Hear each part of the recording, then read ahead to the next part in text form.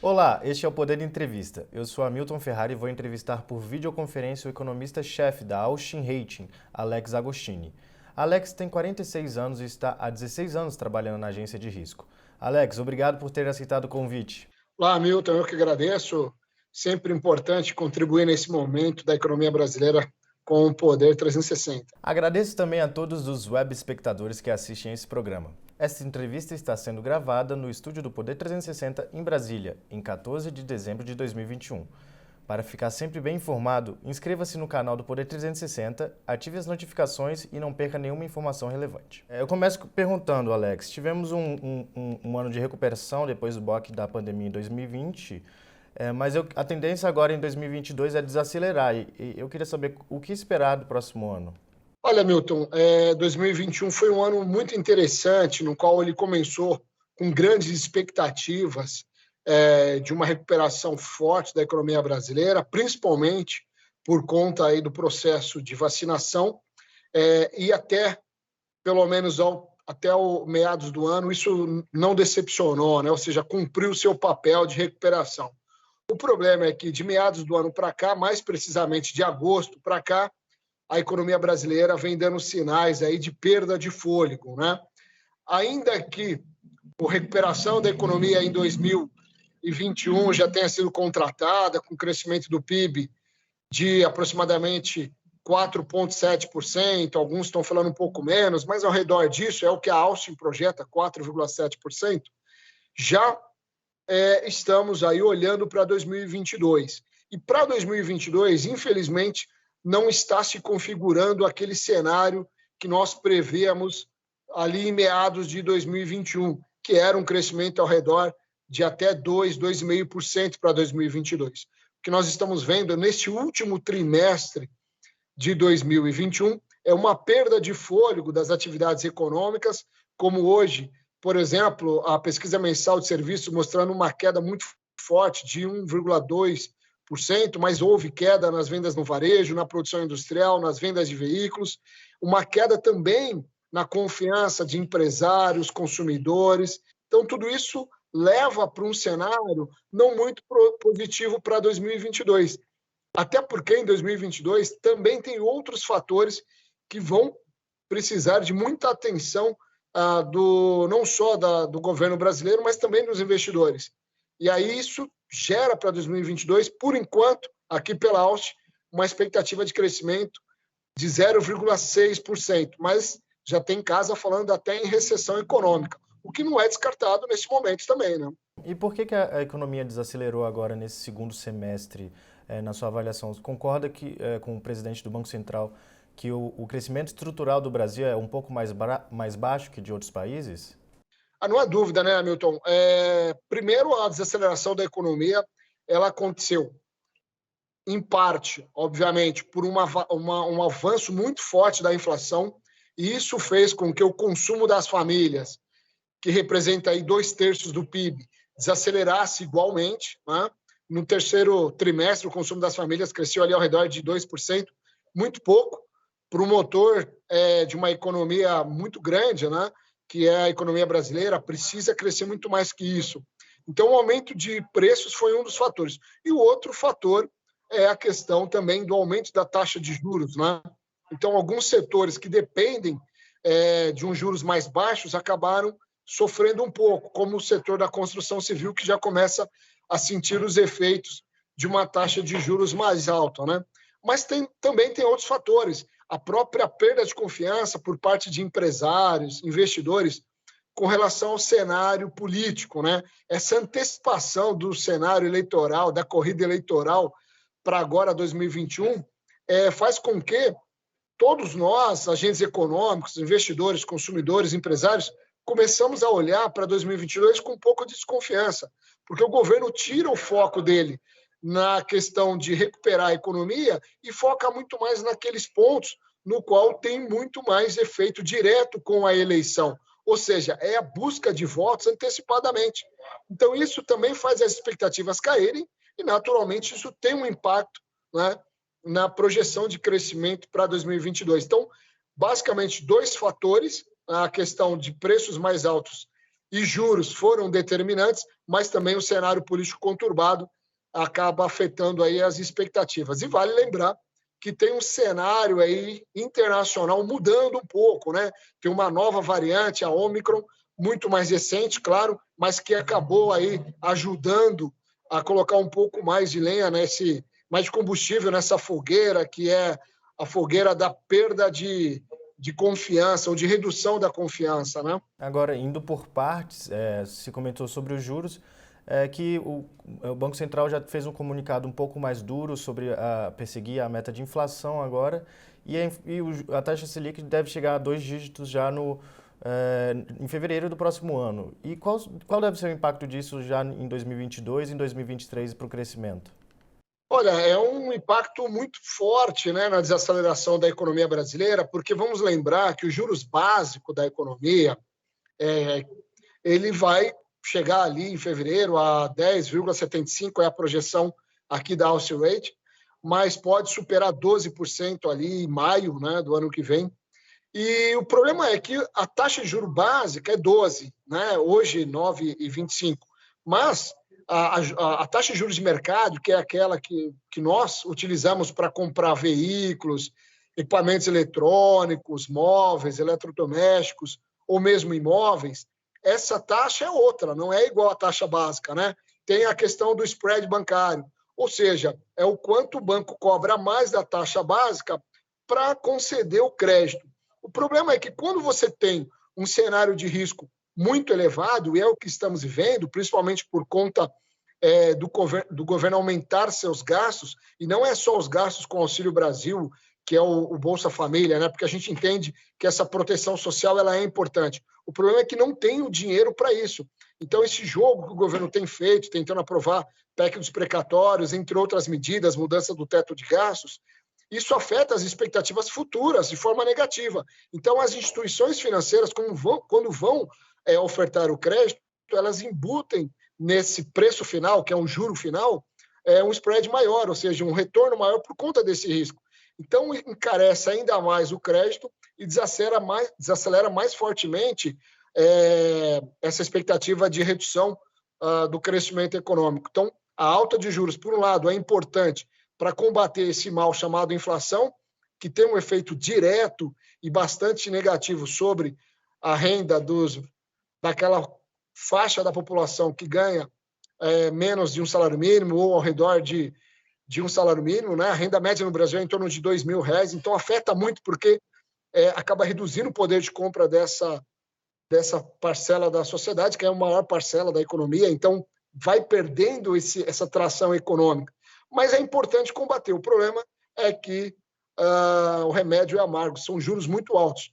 Uma forma de reduzir esse remédio amargo seria o governo fazer a parte dele, que é colocar as finanças em ordem, trazendo o pilar fiscal do equilíbrio fiscal de forma mais vigorosa, como era, né, o plano de Paulo Guedes no início do governo e que foi por água abaixo nesse ano de 2021. 2020 era até compreensível um aumento das despesas do governo por conta do combate à pandemia, mas 2021 deveria ter retomado aí por uma estabilidade, e isso não aconteceu. E as metas de inflação estão cada vez mais ambiciosas, né? É 3,75 para 2021, 3,5 para 2022 e vai descendo a 25 pontos percentuais, 0,25 pontos percentuais.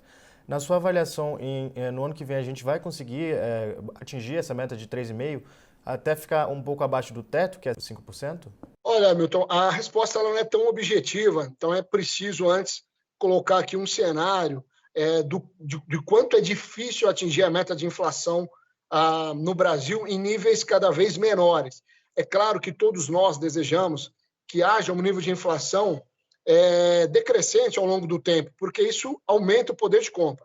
O problema é que a estrutura de preço na economia brasileira ela não favorece para um sistema de metas de inflação tão baixo como estamos hoje, com uma meta de inflação muito baixa, meta central, né, muito baixa.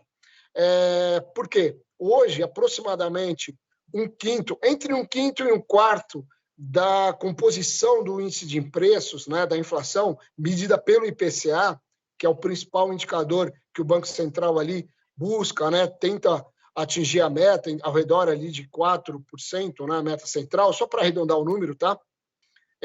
E vai diminuir daqui até 2024, é difícil porque em quarto e em quinto ele é medido, tem um impacto aí dos preços administrados, né, trazendo um pouco mais para a nossa realidade a recente questão do aumento da energia elétrica aumentando por conta aí da crise hídrica, e qualquer que seja o nível de taxa de juros, não vai impedir esse reajuste. Então, o Banco Central precisa subir muito a taxa de juros para ele combater algo em torno de entre 80% e 75% da inflação, que são chamados preços livres, ou seja, aqueles preços que dependem do nível de renda, do nível de emprego, que dependem, portanto, do equilíbrio entre oferta e demanda. Então, o Banco Central precisa onerar muito a economia por conta do aumento de taxa de juros, contrair muito fortemente essa atividade econômica, infelizmente reduzindo o emprego, para trazer essa inflação para baixo.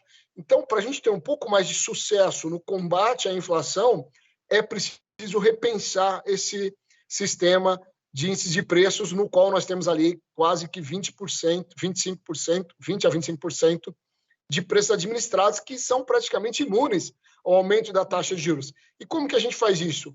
Revendo toda essa estrutura de reajuste automático desses preços monitorados, determinados pelo governo. Ou seja, não é só a questão dos preços dos combustíveis, tem essa outra parte que são chamados de preços administrados pelo governo que precisa ser revisto. Então, o Banco Central terá uma grande dificuldade de atingir o centro da meta em 2022, que o teto, né, é 5%, já está difícil de atingir o teto, né? O centro vai ser mais difícil ainda. Para isso, ele vai ter que subir muito a taxa de juros. Então, não vai ser uma tarefa fácil, não. Pode conseguir, mas vai acabar desacelerando muito a economia. O que, por sinal, aliás, é importante a gente destacar que agora, depois que ele conseguiu a sua independência de jure, né, ou seja, por mandato, né, não mais só operacional, mas por mandato, então ele colocou, o Congresso Nacional colocou ali como moeda de troca para colocar os mandatos independentes do presidente do Banco Central e seus diretores, colocar também como obrigação dele, Banco Central, a geração de emprego e o fomento à atividade econômica. Então, o Banco Central agora ele precisa equilibrar dois pratos: controle da inflação e não deixar a atividade econômica desacelerar muito para chegar numa recessão. Então, ele não pode subir tanto os juros, mas também não pode deixar a inflação subir muito. Não é uma tarefa fácil. Eu não queria estar hoje na pele do Roberto Campos. E vai ser um momento de alta de juros num período que é um ano eleitoral, um período de que o presidente tenta a reeleição. Como é que você vê esse cenário no ano que vem? Qual vai ser o custo disso para o crescimento econômico, tanto a reeleição quanto ao aumento dos juros? Olha, como hoje o Banco Central ele é independente, tanto de forma operacional, como também do mandato do seu presidente e diretores, então, uma interferência política, ainda que de forma indireta, já não existe mais. Infelizmente, no passado, aconteceu isso em algum momento do tempo, nós vimos isso, quando a taxa de juros, no passado recente, caiu de forma bastante forte, porém, não tinha condições para aquilo. Na época, o juros chegou a 7,75%, e isso foi um absurdo, porque a economia estava desacelerando e nós tínhamos também um risco fiscal muito grande. O Banco Central acabou reduzindo os juros e não era a hora de reduzir os juros, e a inflação em 2015 chegou em 2 dígitos. Por quê? Porque não tinha uma autonomia de jure como tem hoje, né, de mandato. Então, agora sim, como tem, eu não vejo essa interferência. Então, mesmo em ano eleitoral, o Banco Central vai continuar perseguindo o seu objetivo, que é o controle de inflação, e para isso vai subir, sim, a taxa de juros, sem se preocupar com o ambiente político. É importante e saudável para a economia brasileira, ao longo do tempo, existir aí uma dissociação entre o ambiente político e o ambiente econômico, no que diz respeito à gestão da política monetária, ou seja, a gestão da política de taxa de juros, né? É claro que a gente sabe que uma coisa está diretamente, indiretamente relacionada quando são decisões no Congresso Nacional que tem a ver com o ambiente de política econômica, mas não de política monetária. Então, o Banco Central ele vai seguir a sua obrigação sem olhar para o ambiente político. E aí, Hamilton, é importante a gente destacar que o ano de eleição piora ainda mais a vida do Banco Central, né, no combate à inflação, porque é um ano de tensão política, de expectativa muito grande, e, em geral, os ativos financeiros, como dólar, bolsa de valores, títulos públicos, eles acabam sofrendo com esse ambiente bastante conturbado, ambiente político conturbado. Então, a gente tem, por exemplo, uma expectativa de desvalorização do real. Isso interfere na inflação porque alguns produtos são importados, ou mesmo algumas commodities que são determinadas no mercado internacional acabam afetando a inflação doméstica, como trigo, soja, que acabam tendo impacto direto, por exemplo, em massas, farinhas, na carne bovina, porque ração animal vem de farelo de soja, né? Então, vai ser um ano bastante difícil para o Banco Central e os juros não vão parar tão cedo de subir. E tudo indica que as eleições do próximo ano vão ser polarizadas, né? O que as pesquisas de intenção de votos mostram. E eu queria saber como é que o senhor avalia o plano de governo, o plano econômico dos dois principais candidatos, dos que mais estão sendo cotados aí para a eleição. Olha, vamos falar aí dos que estão com um pouco mais de condições de vitória, né? Pelo menos 3 nomes, olhando hoje o que tem nas pesquisas que elas apresentam, né? Nós temos o candidato atual, Bolsonaro, que nós estamos vendo aí um certo flerte do Ministério da Economia com o populismo fiscal. Isso não é saudável para a economia. Nós vimos o que aconteceu em 2014, quando houve um populismo fiscal com gasto muito forte, por exemplo, com Bolsa Família, e em 2015 e 2016 o Brasil amargou uma recessão. Então, nós estamos vendo isso agora, em 2021, já tem gente falando em recessão em 2021, isso pode acontecer e deixar aí, claro, um efeito bastante ruim para 2023. Tem que ter uma mudança de postura do atual ministro da Economia para a gente acreditar que ele voltará a acreditar no pilar fiscal. Então, hoje, o que a gente enxerga é aí um flerte do atual governo com o populismo fiscal. Isso é bastante preocupante para o próximo mandato. Quando a gente fala do Lula, a gente já tem um histórico dele para avaliar, né, como foi sua gestão. No seu primeiro mandato, houve, sim, uma preocupação muito grande com o ambiente fiscal, teve ali um melhor desempenho das contas fiscais. No segundo ano, como era uma preocupação, segundo mandato, desculpa, como havia uma preocupação em fazer a sua sucessão, seu candidato, né, que era Dilma Rousseff, houve ali já um pouco mais de gasto público, e em 2011 em diante, depois que a Dilma ganhou, aí perdeu-se toda a rédea de controle fiscal. Então, olhando para isso, a gente tem, infelizmente, também um perfil mais populista, ou seja, um pouco mais para o flerte com o gasto fiscal. De novo, isso é ruim para a economia brasileira. O outro candidato, que é o Sérgio Moro, pelo menos apontado pelas pesquisas, tem o Celso Pastore, né, como seu mentor no campo econômico. Celso Pastore, ele é bastante alinhado, ele não esquece das questões sociais, mas ele é muito alinhado e defende muito a questão do vigor fiscal, do controle de gastos, ou seja, gasta aquilo que tem ou sobrando ou pelo menos no 0 a 0. Não dá para avançar o gasto, porque ele sabe que isso desarranja toda a economia, todo o tabuleiro econômico. Então, ele sabe que vai ter inflação, ele sabe que os juros vão ter que subir. Então, hoje, se tiver uma gestão em 2023 com o Ministério da Economia mais alinhado com o equilíbrio fiscal, é melhor para o país para retomar cada vez mais rápido o crescimento econômico. E crescimento econômico, Hamilton, ele acaba sendo, de forma muito simplista, resumindo, gerando emprego e renda para toda a economia, que é o que precisamos, né? E recentemente a gente teve essa flexibilização da regra do teto dos gastos, a criação do Auxílio Brasil, que está sendo discutido no Congresso, também a PEC dos precatórios, que também adia certos pagamentos que o governo tem que fazer anualmente com sentenças judiciais. Essas mudanças que foram feitas nesse ano, que acabaram aumentando o dólar e o risco Brasil, elas não podem ter um impacto mais permanente no médio prazo e isso acabar piorando as condições das contas públicas?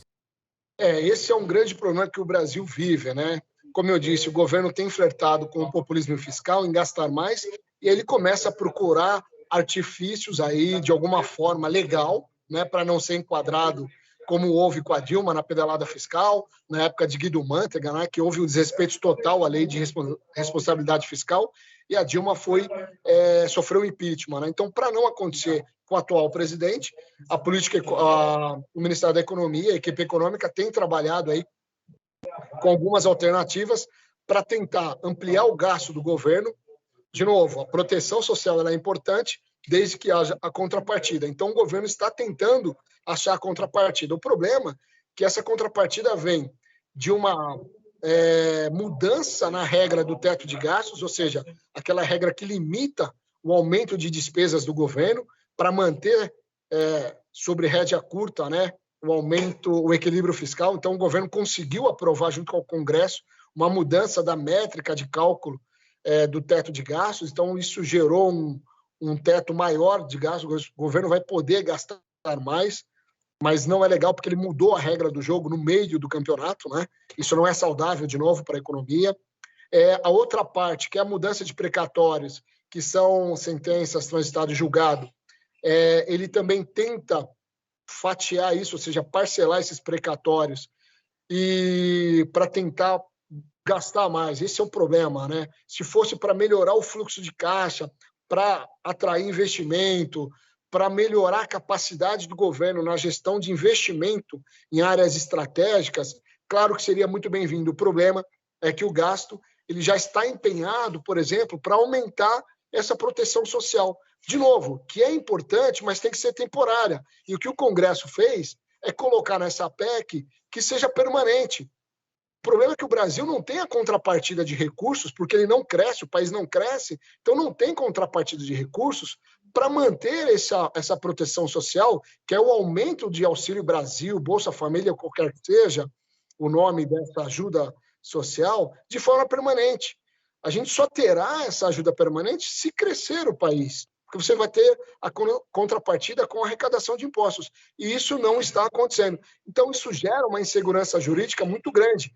Então, o ambiente de negócios no Brasil ele acaba ficando um pouco hostil para os investidores, né? E é importante que o Brasil acabe tendo aí um crescimento de investimentos. Nós temos ainda crescendo, por exemplo, o Marco Saneamento recebendo alguns investimentos, a área de portos, aeroportos está recebendo investimentos. O problema é nós estamos recebendo investimentos menor do que o valor que poderíamos receber se tivesse uma situação fiscal de menor risco. E o problema é que a gente joga para 2023 todo esse risco.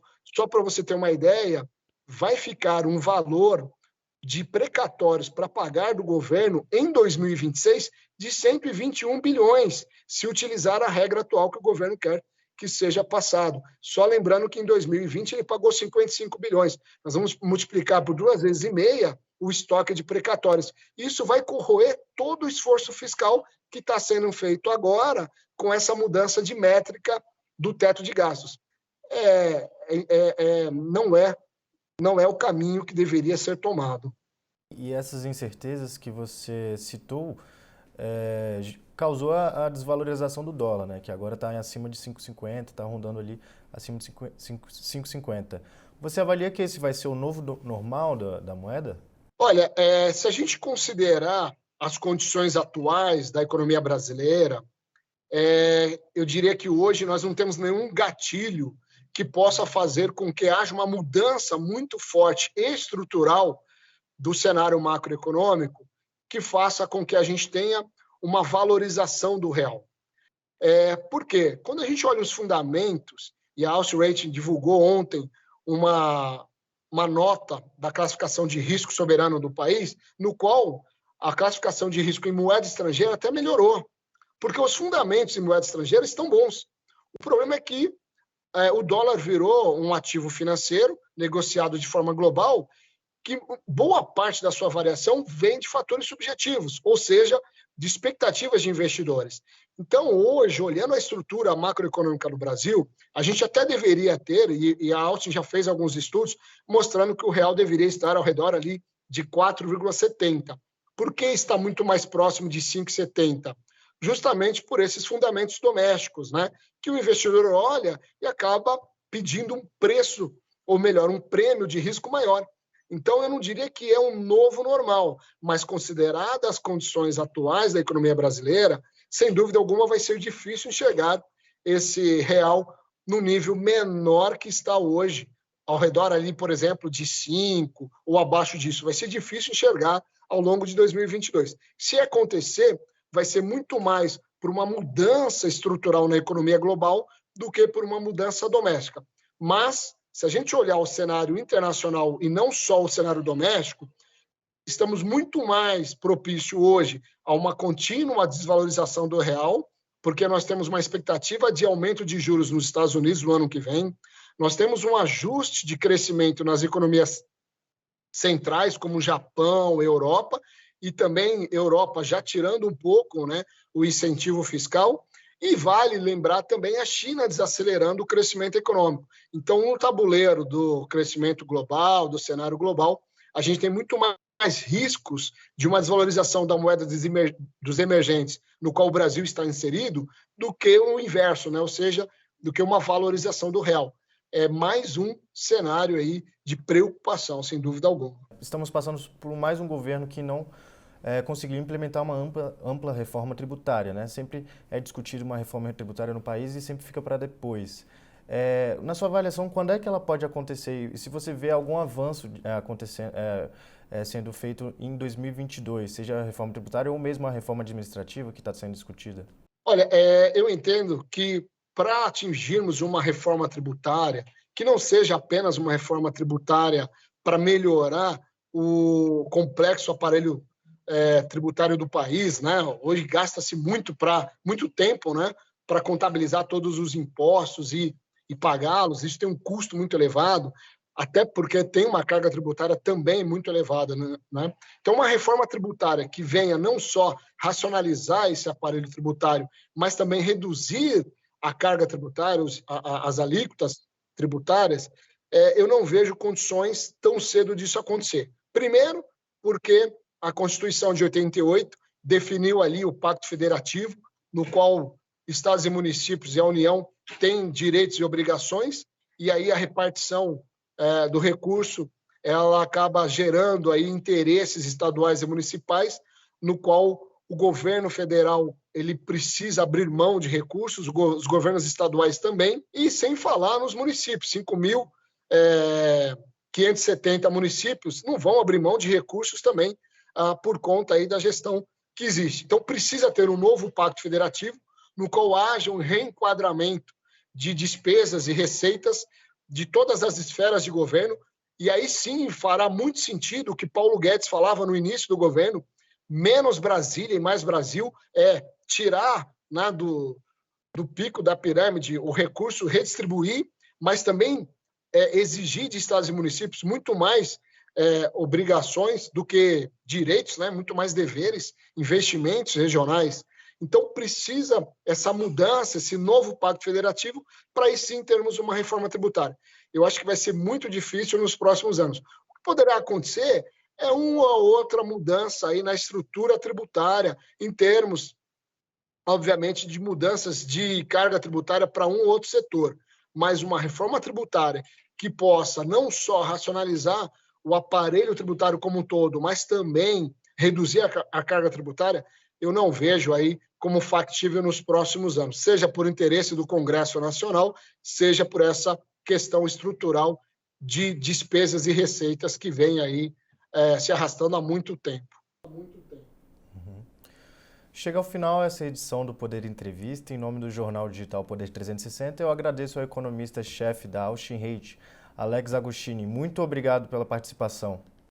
Eu que agradeço você, Hamilton, e ao Poder 360 pela oportunidade. Um abraço. Agradeço também a todos os web espectadores que assistiram esse programa. Essa entrevista foi gravada no estúdio do Poder 360, em Brasília, em 14 de dezembro de 2021. Para ficar sempre bem informado, inscreva-se no canal do Poder 360, ative as notificações e não perca nenhuma informação relevante. Muito obrigado e até a próxima.